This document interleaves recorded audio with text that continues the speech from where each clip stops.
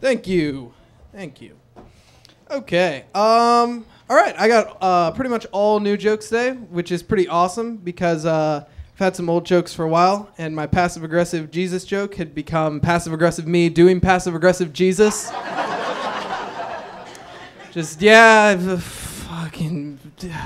But... It's my thought process. Okay, I was thinking about personality tests the other day, and I think they're really stupid. Firstly, because like nobody's ever going to admit, their flaws and their actual problems on the personality test. I mean, think about it. You've been in an argument with somebody, and they're like, "Hey, I'm not perfect," and you're just say, "How so?" and see what they say. They got nothing. They're not going to tell you their imperfections, but really that comes down to the whole introverted side. Because I think introverts, I'm fine with introverts. I don't think there's a problem with being an introvert.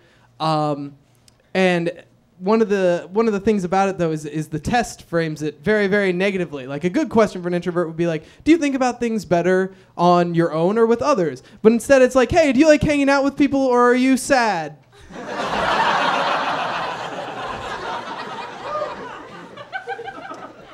Are you more into friends or sitting around and staring at your knife collection? The real question should be like, are the people in your life A, cool, or B, bastards? And that's the reason I'm an introvert. Okay, moving on.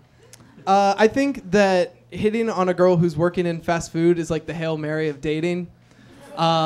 Except once football players don't complete the Hail Mary, they have the decency to get off the field. And meanwhile, the person who's hitting on the fast food girl is just standing in line, talking her up while everyone else is trying to get fucking food. Which is extremely obnoxious. They have this thought process that it's sort of like if they say, "What do you recommend?" They're going to be like, "Nobody ever asks me." Thank you. A McDouble. So spring's coming. I saw some buds on the trees. I don't know what the fucking groundhog said. Nobody cares.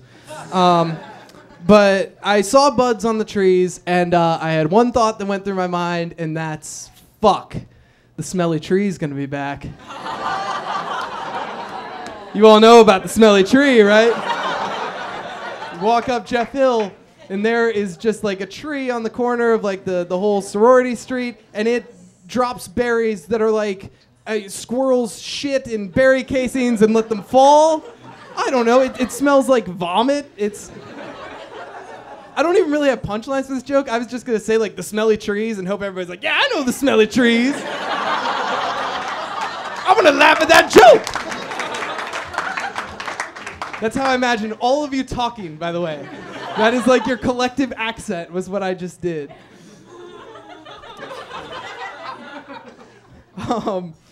Okay. In light of it being Parents' Weekend, I have a story to share about my father.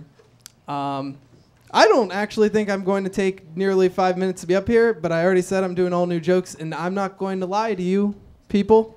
I'm an honest person. Did somebody just awe that? Like, that didn't make any fucking sense. Okay. So I play music, and I play music with my dad. We sort of go around to various places. And we had this show in an airplane hangar, and we went to the wrong airplane hangar. We actually ended up a group that caters specifically to people wanting to join the Mile High Club. And so we're definitely at the wrong place. Firstly, I didn't know that there were guys who just started companies like, hey, let's let people have sex in planes. That's going to be our company. But apparently that is true.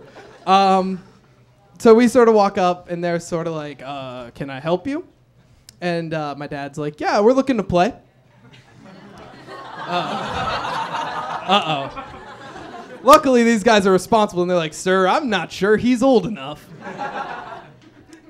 And so my dad immediately assumes, because at this point I'm about 15 years old, and my dad's like, oh no, child labor laws, like they're on to us, they're not going to let him play this show. And so he goes, but he's good.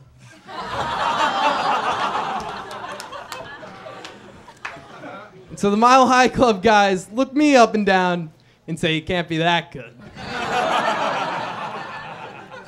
To which me, you know, I'm the voice of reason in this situation. I'm like, hey, just let me have sex with my dad. I'm Taylor Reinhart. Thanks.